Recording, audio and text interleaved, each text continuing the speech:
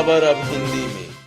नमस्कार दोस्तों, फोकस पूर्वोत्तर के इस विशेष अंक में आपका स्वागत है। और जैसा कि मैंने बताया भी था पहले भी कि असम विधानसभा चुनाव की घोषणा हो चुकी है और हम अपने दर्शकों को असम की राजनीति की ज़मीनी हकीकत से परिचय कराने के लिए लगातार आपके सामने आते रहेंगे। और उसी क्रम में आज ये हमारा दूसरा एपिसोड है कि चुनाव की घोषणा हो चुकी है, आचार संहिता लागू हो चुका है और अभी तक भारतीय जनता पार्टी ने अपने उम्मीदवारों की सूची जारी नहीं की गई, जबकि पहले से ये कहा जा रहा था कि उम्मीदवारों की सूची तो फाइनल है, समय आते ही उसकी घोषणा कर दी जाएगी।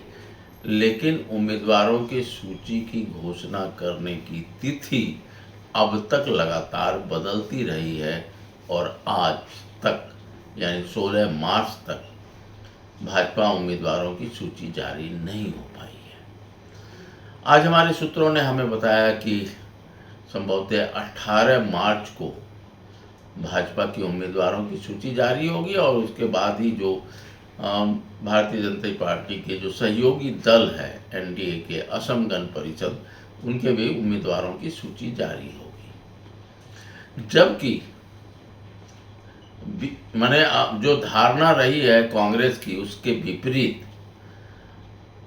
कांग्रेस ने अपने उम्मीदवारों की सूची जारी कर दी है और जहां पर उनके सहयोगी दलों के उम्मीदवार खड़े होने हैं वहां का स्थान रिक्त रखा गया है।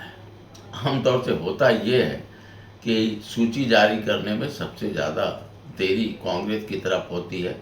नामांकन दाखिल करने की तिथि के एक दिन पहले तक रात तक उथल पुथल मचा रहता है और उस एक दिन पहले सूची जारी होती है और जो उम्मीदवार हैं वो दौड़ते हुए नामांकन भरने जाते हैं। लेकिन इस बार विपरीत हुआ, भारतीय जनता पार्टी अभी तक अपनी सूची जारी नहीं कर पाई है। आखिर ऐसा क्या हुआ, जबकि मुख्यमंत्री डॉक्टर हेमंत बिस्वा शर्मा लगातार पहले भी बोलते रहे हैं कि हमारे उम्मीदवारों की सूची जारी हो चुकी है और हमारे सहयोगी दल असम गण परिषद और बीपीएफ बोडोलैंड पीपुल्स फ्रंट, उनके साथ हमारा समझौता हो चुका है और सीटों के सवाल पर सहमति बन चुकी है।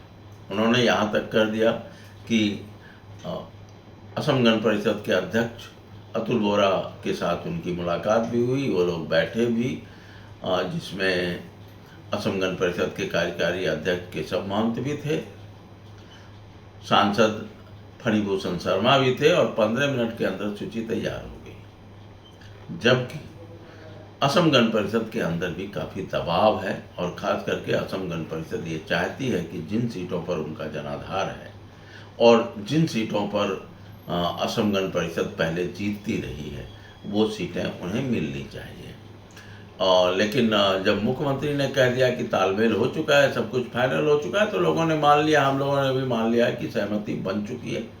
लेकिन जब अमित शाह जी आए असम के दौरे पर और शनिवार की रात को जब वो मिले असम गण परिषद के नेताओं से भी और भाजपा के नेताओं के साथ एक साथ बैठक भी की और उसमें बहुत सारी बातें भी हुई। बैठक से निकलकर अगप अध्यक्ष अतुल बोरा ने कहा भी कि बैठक बहुत सकारात्मक हुई है, लेकिन क्या हुआ है उन्होंने सीटों के बारे में कुछ भी नहीं बताया। अभी जो जानकारी मिली है कि सांसद और अगप नेता फणिभूषण चौधरी ने कहा है कि अभी भी 4 सीटों पर मामला अटका हुआ है, सहमति नहीं बन पाई है और अब यह कहा जा रहा है कि 18 मार्च को भारतीय जनता पार्टी की तरफ से सूची जारी हो सकती है और उसके बाद ही पता चल पाएगा कि भारतीय जनता पार्टी कितने सीटों पर चुनाव लड़ रही है और असम गण परिषद के हिस्से में कितनी सीटें आई हैं। यह अलग बात है कि असम गण परिषद के अंदर काफ़ी उम्मीद थी और उन्हें यह लग रहा था कि असमिया में भेटी शब्द बोलते हैं, माने जहाँ पर उनका बहुत जनाधार है वो सीटें फिर से असम गण परिषद को मिलेंगी, जहाँ पर भाजपा अपना कब्जा कर चुकी है और कई ऐसी सीटें अभी भी हैं जो असम गण परिषद के साथ पास थी, वहाँ पर भी भारतीय जनता पार्टी अपना उम्मीदवार खड़ा करना चाहती है। इससे असम गण परिषद के अंदर काफ़ी रोष है, काफ़ी उबाल है। यदि असम गण परिषद के नेतृत्व के अनुसार सीटों का बंटवारा नहीं हुआ और उनके कब्जे वाली सीटें फिर से छीनी जाती हैं, तो निश्चित रूप से असम गण परिषद के अंदर एक विद्रोह की स्थिति पैदा होगी। और यह भी हो सकता है, मुख्य रूप से देखिए, जो जातीयतावादी या जिसको क्षेत्रीयतावादी धारणा बोलते हैं, या क्षेत्रीयतावादी के पक्षधर जो मतदाता हैं, वो चाहते हैं कि असम गण परिषद का जनाधार बढ़े और उन असम गण परिषद का अपना एक ट्रेडिशनल वोट बैंक है।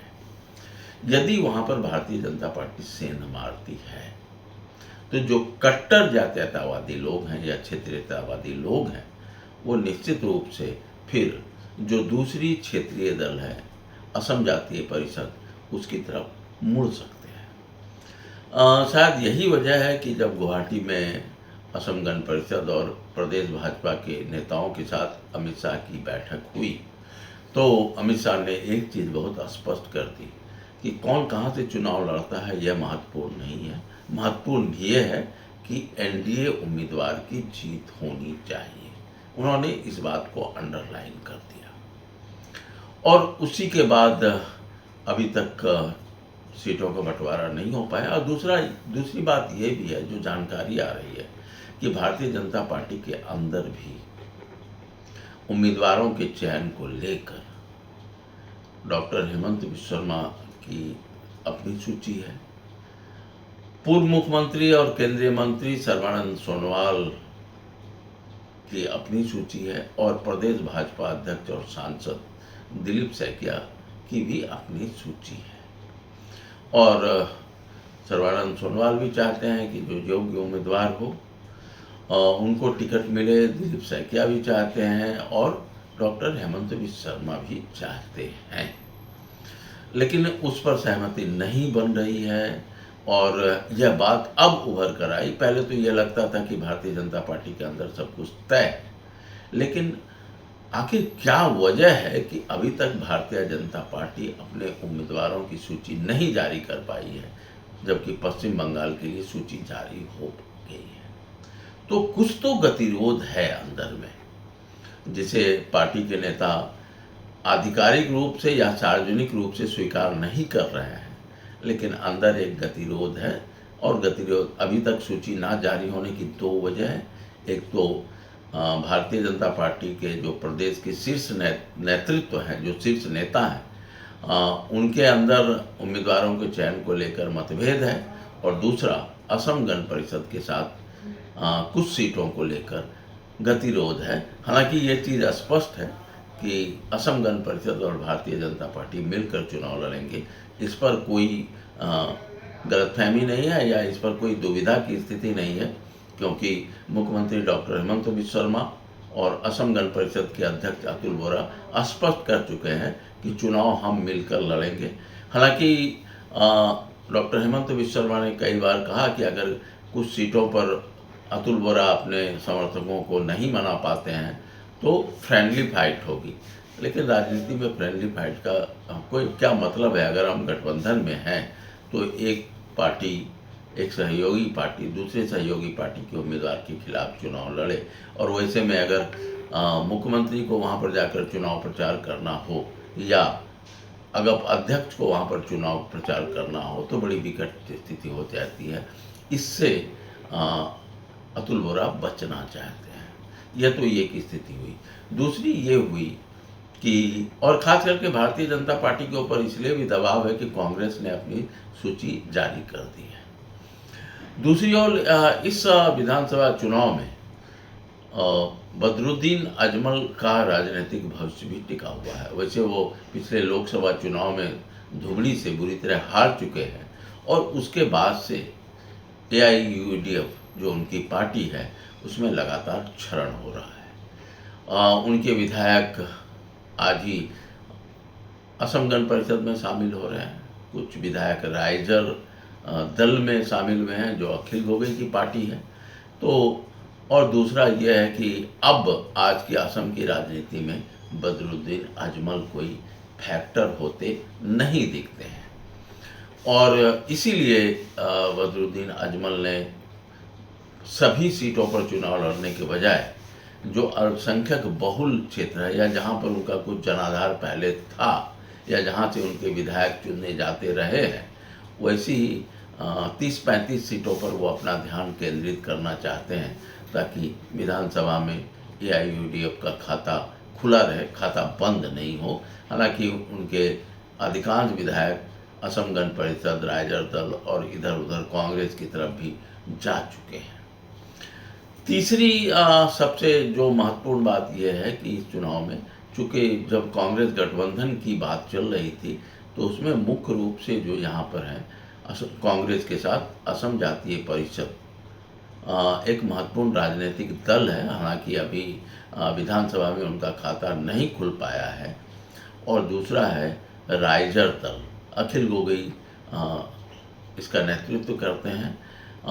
ये लोग और सीपीआई और सीपीआईएम, ये लोग मिलकर गठबंधन की बात कर रहे थे, लेकिन अखिल गोगोई के साथ कांग्रेस का समझौता नहीं हो पाया, क्योंकि वो शायद ज़रूरत से ज़्यादा सीटें मांग रहे थे जहां पर उनका जनाधार नहीं है, क्योंकि सिर्फ अखिल गोगोई राइजर दल की तरफ से विधानसभा में पहुंचे थे शिवसागर सीट से, और वो ज़्यादा चाहते थे जो कांग्रेस को। और ख़ास करके मज़े की बात यह है कि अखिल गोगोई जो अल्पसंख्यक बहुल क्षेत्र है, उन सीटों पर कांग्रेस से ज़्यादा सीटें मांग रहे थे, जो कांग्रेस को स्वीकार नहीं है। और ख़ास करके धींग सीट जो कांग्रेस के कब्जे वाली सीट है, और उसी सीट को लेकर ज़्यादा विवाद हुआ।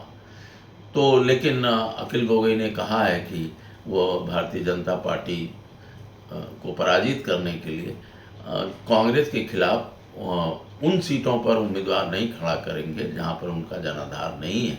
और वो है गौरव गोगोई, चूँकि जोरहट से चुनाव लड़ रहे हैं, जोरहट विधानसभा से, इसलिए वहाँ पर भी वह अपनी पार्टी का उम्मीदवार नहीं देंगे। और ये एक मनोवैज्ञानिक चीज़ भी है, लोग समझते भी हैं कि जब विपक्षी दल हैं, भले ही समझौता नहीं हुआ, आमतौर से पहले भी होता रहा है, और यह भी हो सकता है कि कांग्रेस अखिल गोगोई के खिलाफ उम्मीदवार नहीं खड़ा करे, और यह भी हो सकता है कि अखिल गोगोई जो असम जातीय परिषद के अध्यक्ष हैं लुरिन गोगोई, उनके खिलाफ भी अपने कैंडिडेट ना दें। तो ये सारी चीज़ें हैं, और लगातार धीरे धीरे असम का समीकरण बदलता जा रहा है।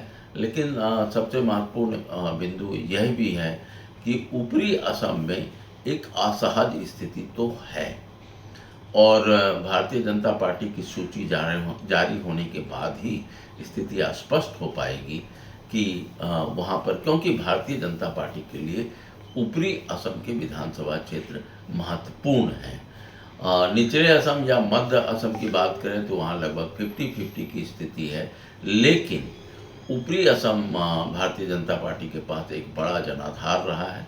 और भारतीय जनता पार्टी को लगता है कि अभी जैसे चाय जनजाति या जो चाय बागान में काम करने वाले मजदूर हैं, तो चाय बागान की जो खाली ज़मीन थी जिस इलाके में वो रहते थे, प्रधानमंत्री के हाथों उनको मिट्टी का पट्टा भी, ज़मीन का पट्टा भी दिलाया गया है।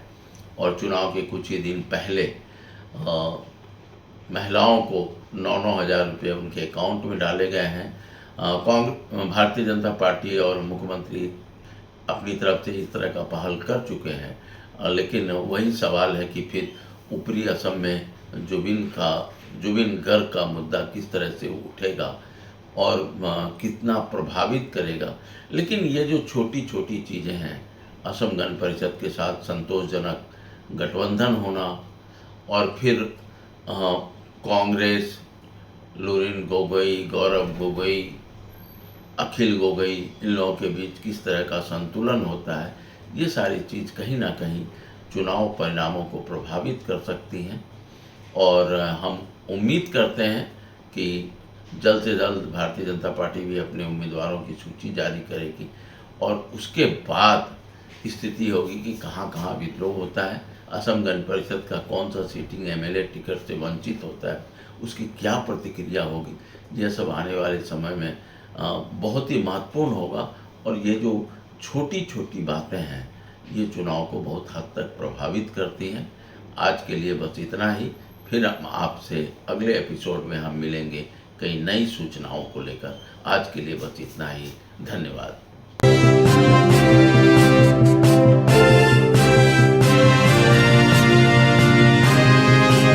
पूर्वोत्तर की खबर अब हिंदी